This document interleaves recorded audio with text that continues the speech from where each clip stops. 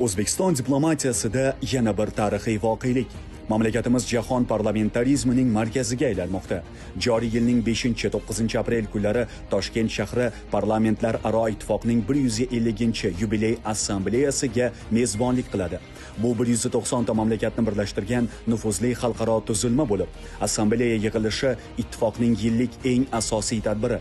Dunyo parlamentlarining qizg'in muhokamalari Markaziy Osiyo davlatlari tarixida ilk bor yurtimizda o'tkazilmoqda.